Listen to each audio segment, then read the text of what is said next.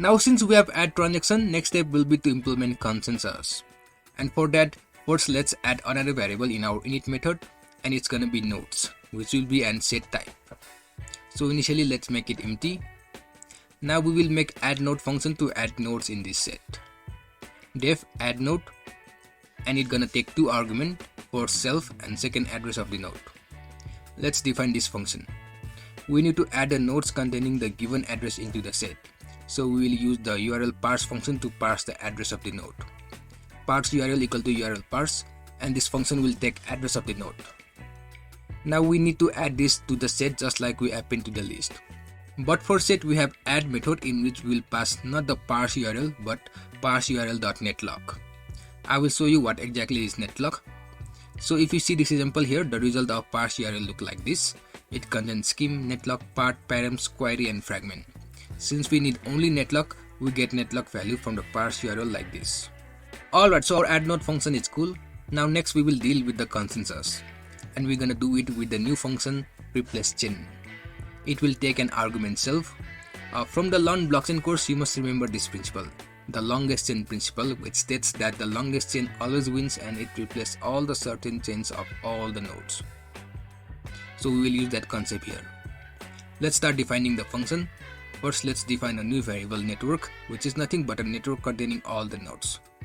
So basically it will just be a node set. Then another variable longest chain, which will actually be the longest chain, and initially let it be none. Then we also need a maximum length variable which will give us the length of the largest chain. We will initialize it with the length of current chain of the node we are dealing with. Next we will implement a for loop for node in whole network. The first thing we need here is the longest chain. So we have a function getChain which not only gives us the chain but also the length of the chain. So we need to get the length of chain for all the nodes in the network, and that way we can find the longest chain among them. Here we will make use of the request library to get the response from the getChain function. That is exactly this data. So we need a new variable response which is equal to the request.get function. First let's understand how this get function work. Do you remember how did we get the response of getChain function in the Thunder client? We put the address of the node and then the route that calls the getChain function. So we write the address /getChain and send the get request. So this is what we exactly need to do with this get function. We need to pass this address. Let's copy it and paste it in the parentheses inside code.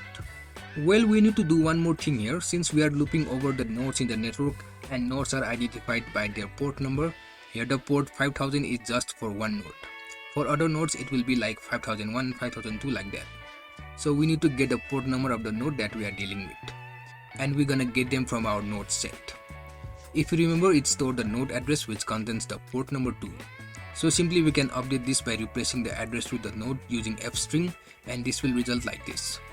This is what we are looking for. Now we can get response from the getChain function. Also we will check for the longest chain. Before that we will make a quick check if everything is alright. The getChain function returns the response as well as HTTP status code 200, which means everything is okay. So we will first check this. If response the status code equal to 200, then we can get the longest chain by length equal to response the JSON and key length of the response dictionary. So we got the length of chain, but we also need chain, so we can replace it with the longest chain if it is not. So let's get the chain like for the length, chain equal to response the JSON and the key chain of the response dictionary. Now let's check if the length of chain we got is longest or not. If length is greater than max length and self.eachChain valid with argument chain, because we need the chain to be valid, then we will update the length to be max length and chain to be the longest chain. This loop will run until we get the longest chain and its length.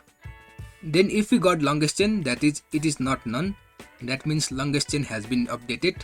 Then replace the chain with the longest chain and return true. And if not the case, we will get the longest chain equal to none, that means the chain is already the longest, and in this case we don't need to replace any chain and hence return false. Alright, so this is all about replace chain function. We have successfully defined it and we have completed part 1, building the blockchain into cryptocurrency. Now we can move on to part 2, mining the blockchain.